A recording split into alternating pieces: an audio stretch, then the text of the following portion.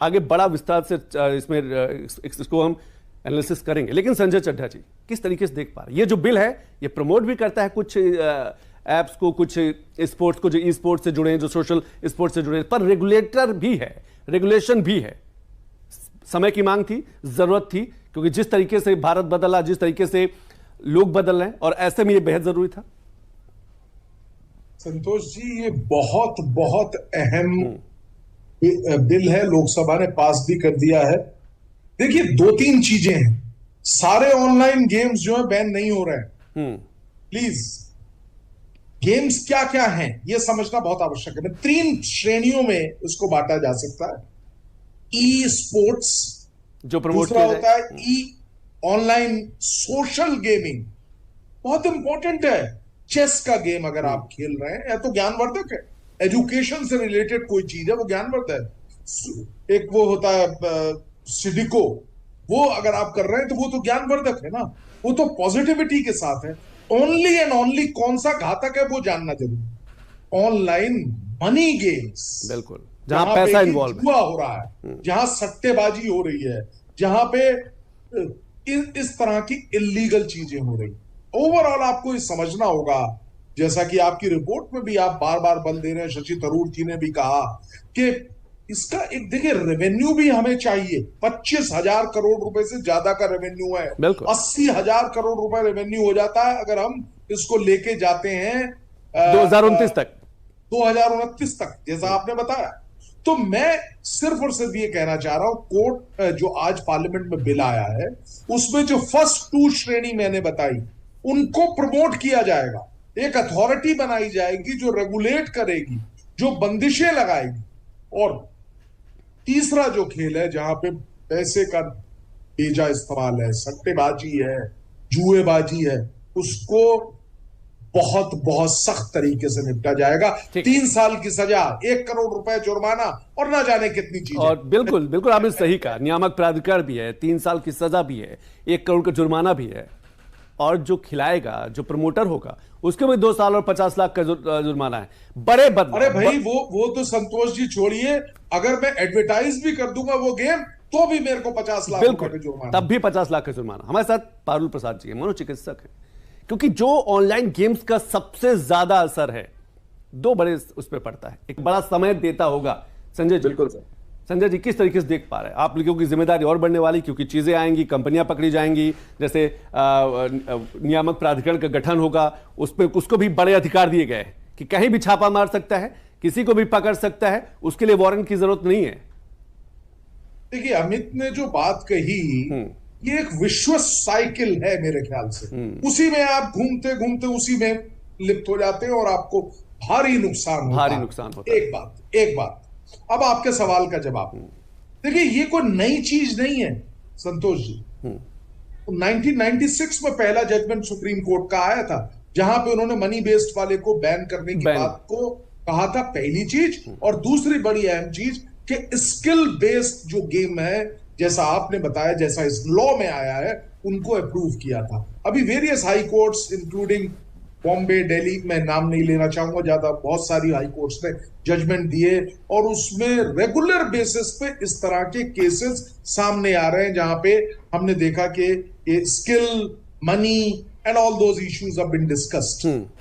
Primarily एक जो मूट बात है, जहां पे जो स्किल से रिलेटेड है, जहां पे एजुकेशन से रिलेटेड है, जहां ऐसे गेम है जो लीगल है, चेस खेलना, चेस में अकेले भी खेल सकता हूं अगर मैं ऐप की सहायता ले लूं। इस तरीके से और भी कई गेम है, रमी का आपने अभी जिक्र किया, कई अन्य गेम है। तो वो स्किल बेस्ड गेम जो हैं, जहां पे आपकी एजुकेशन को, आपके दिमाग में वृद्धि होती है, आपको प्रमोट करती हैं चीजें, आपको अच्छा लगता है, तो ऐसी चीजें चलेंगी। और उस पर सबसे बड़ा बात जो देखिए, आज दोनों पक्ष कहे मंत्री महोदय ने कि पहली चीज कि इससे बड़ा रेवेन्यू आता है, अब बड़ा रेवेन्यू आता है।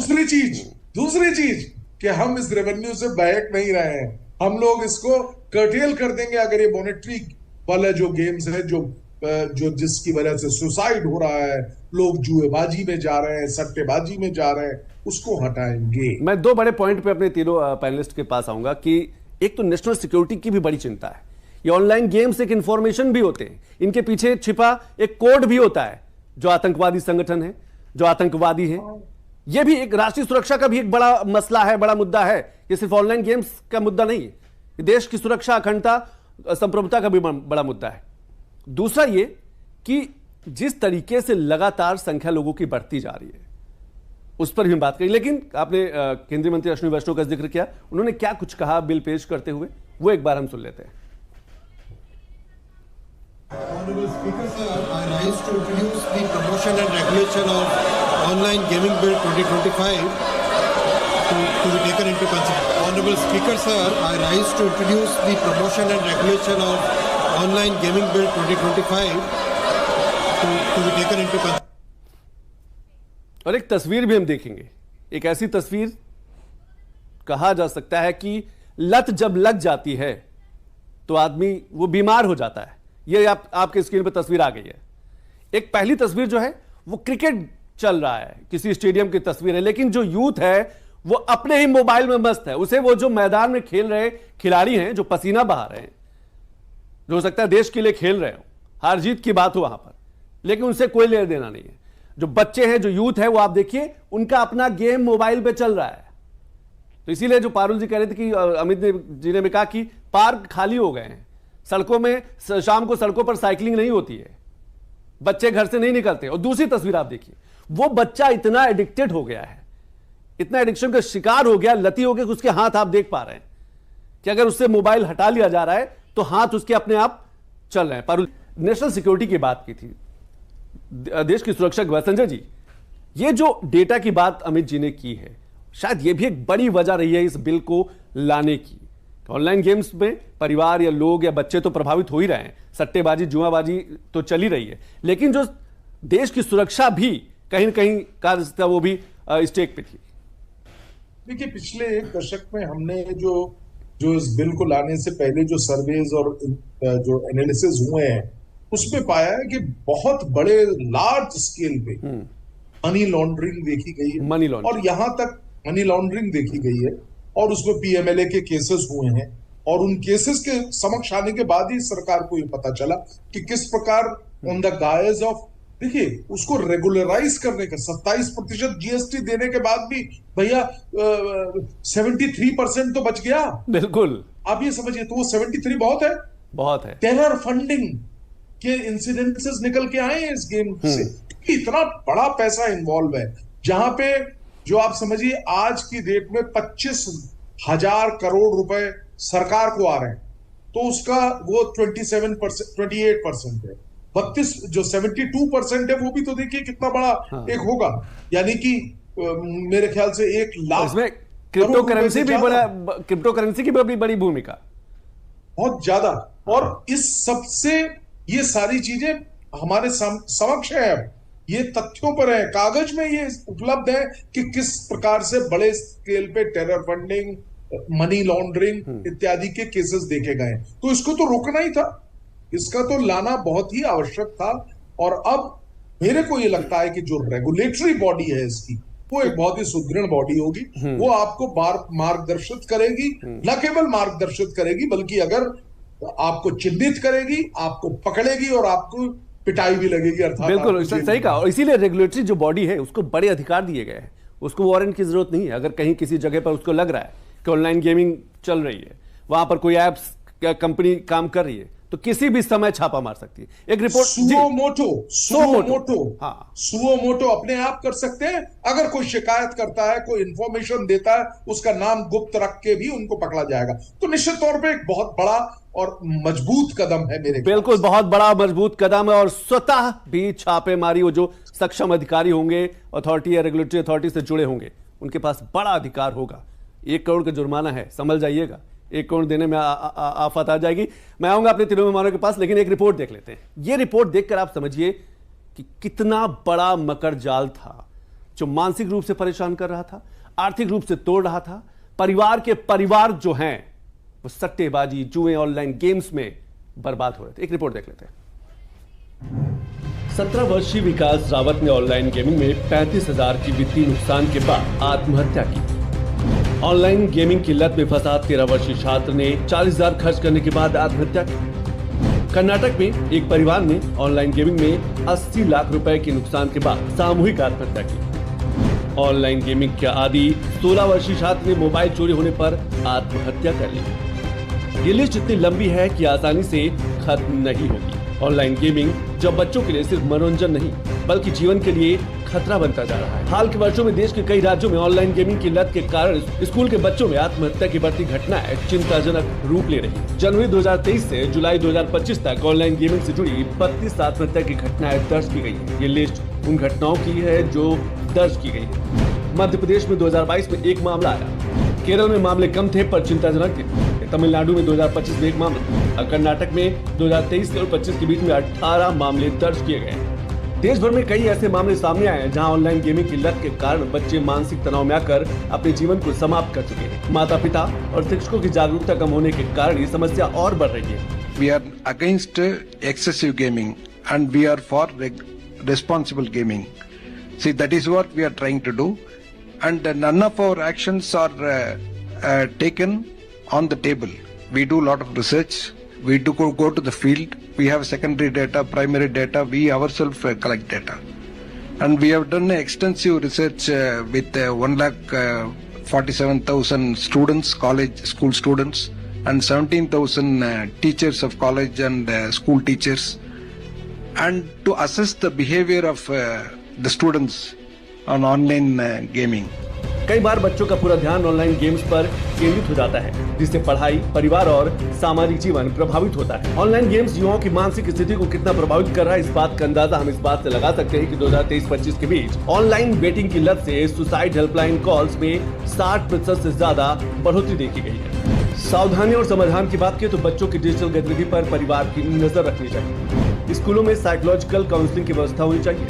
ऑनलाइन गेमिंग प्लेटफॉर्म पर सख्त नियम और लाइसेंसिंग की भी जिम्मेदारी बढ़नी चाहिए। माता पिता और शिक्षकों के लिए जागरूकता अभियान चलाना चाहिए। बच्चों के डिजिटल व्यवहार पर निगरानी, समय समय पर काउंसलिंग और सही मार्गदर्शन से इस खतरे को कम किया जा सकता है। ऑनलाइन गेमिंग का सही और संतुलित इस्तेमाल बच्चों के लिए फायदेमंद भी हो सकता है।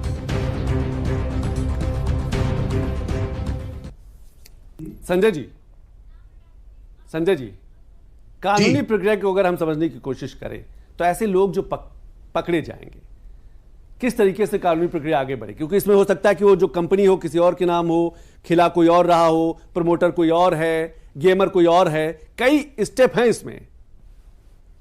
आपने बिल्कुल सही कहा और ये सब हम लोग फेस करेंगे, ये सब होगा, अभी भी होता है। एक्चुअल ओनर कोई और होता है, तो कहते ना एक पुरानी लॉ की कहावत है, लिफ्टिंग ऑफ कॉर्पोरेट वेल, कि देखें कि अंदर क्या हो रहा है।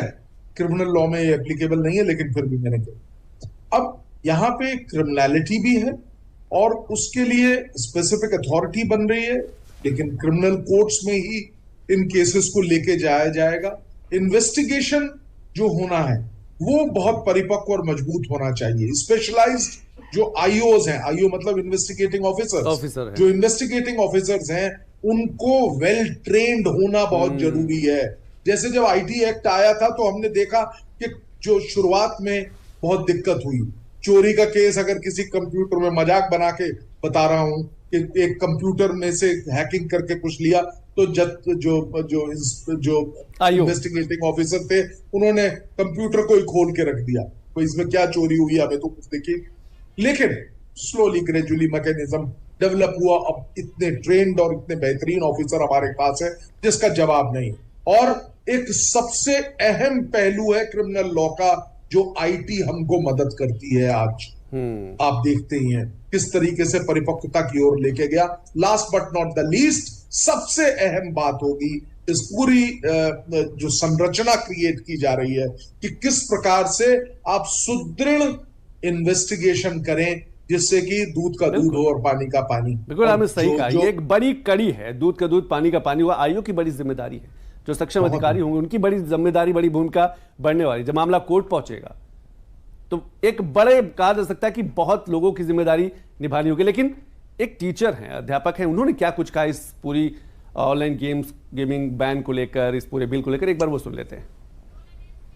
ये गेम ऐसा है कि इसके अंदर अगर किसी भी व्यक्ति की हार होती है तो हार बर्दाश्त नहीं होती है, वो या तो सुसाइड करता है या फिर वो अपने शारीरिक मानसिक संतुलन खो बैठता है। इस बच्चे ने वही किया है, अपना पूरा शारीरिक मानसिक संतुलन खो दिया है और बच्चा अब उस अंधेरी जिंदगी के अंदर चला गया है कि अब इस बच्चे को पुरानी जिंदगी के बारे में कुछ भी याद नहीं है, कुछ नहीं बता पा रहा है। सोचिए, एक शिक्षक अपने विद्यार्थी की बात बता रहा है, जो इस विद्यार्थी पे आप बीती है कि मोबाइल का इतना एडिक्शन था, इतना लती था कि सब कुछ पुराना क्या है, सब कुछ भूल गया है। आना है, संभाल कर रखना। Sanjay ji, last comment, 30 second. देखिए, एक अच्छा कदम है और काफी समय से एक्सपेक्टेड कदमों में से एक है। इसकी हम अपेक्षा कर रहे थे कि यह आए और कई निर्णय, जैसा मैंने बताया, वेलकम स्टेप है।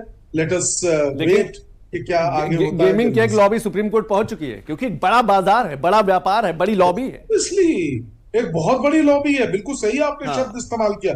लॉबी क्या, करोड़ोंपति लोग हैं वो लोग। They will try their level best to stop it, but ऐसा होगा नहीं, क्योंकि सरकार ने आज लोकसभा में इसको पास करवा लिया और सरकार बड़ी तेजी से, आज जैसे मंत्री महोदय ने भी कहा, बड़ी तेजी से इस बिल को सामने रख रही है और चाहती है कि, क्योंकि इससे देखिए जन जन प्रभावित है। आप देख रहे हैं आत्महत्याएं हो रही हैं, लत लग जा रही है, ना जाने क्या क्या हो रहा है, और फाइनेंशियल लॉसेस तो है ही। बिल्कुल सही कहा आपने कि परिवार बर्बाद हो रहे हैं। लत, एडिक्शन जो है वो ले डूब रहा है। बहुत बहुत शुक्रिया अमित जी, बहुत बहुत शुक्रिया पारुल जी, बहुत बहुत शुक्रिया संजय चड्ढा सर, बहुत बहुत शुक्रिया तीनों मेहमानों का जो हमारे कार्यक्रम में शिरकत की। तो ऑनलाइन गेम्स का गेम ओवर होता नजर आ रहा है। लोकसभा में बिल पेश हुआ, पास हुआ, आगे भी ऐसे ही होगा और इससे एक बड़ा बदलाव आएगा। लेकिन दुनिया में कुछ और बड़ी खबरें जो आपका इंतजार कर रही हैं। भारत के विदेश मंत्री डॉक्टर एस जयशंकर 21 अगस्त को मॉस्को में भारत रूस अंतर सरकारी आयोग के 26वें सत्र की सह अध्यक्षता करेंगे। इस यात्रा का उद्देश्य द्विपक्षीय व्यापार, आर्थिक और तकनीकी सहयोग को मजबूत करना है। राष्ट्रपति ट्रंप ने व्हाइट हाउस में यूक्रेन के राष्ट्रपति ज़ेलेंस्की और यूरोपीय नेताओं से मुलाकात की। रूस यूक्रेन सीज फायर पर सहमति नहीं बनी। ट्रंप ने कहा, फिलहाल ये संभव नहीं। वॉशिंगटन डीसी में क्राइम इमरजेंसी घोषित होने के बाद रिपब्लिकन राज्यों ने नेशनल गार्ड भेजना शुरू कर दिया है। टेनेसी समेत कई राज्यों की तैनाती से सैनिकों की संख्या 2000 तक पहुंच सकती है। फ्रांस सितंबर 2025 में यूएनजे सत्र के दौरान फिलिस्तीन को राज्य के रूप में मान्यता देगा। राष्ट्रपति मैक्रोन ने इसकी घोषणा की। फ्रांस ऐसा करने वाला G7 का पहला देश बना है। अफगानिस्तान के हेरात में बस, ट्रक और बाइक की टक्कर से लगी आग में 71 लोगों की मौत हो गई, जिनमें 17 बच्चे शामिल हैं। बस ईरान से निकाले गए अफगान प्रवासियों को काबू ले जा रही थी। तो बिग न्यूज, बिग एनालिसिस में इसी बड़ी खबर के साथ आज बस इतना ही। कल फिर मुलाकात होगी। नमस्कार।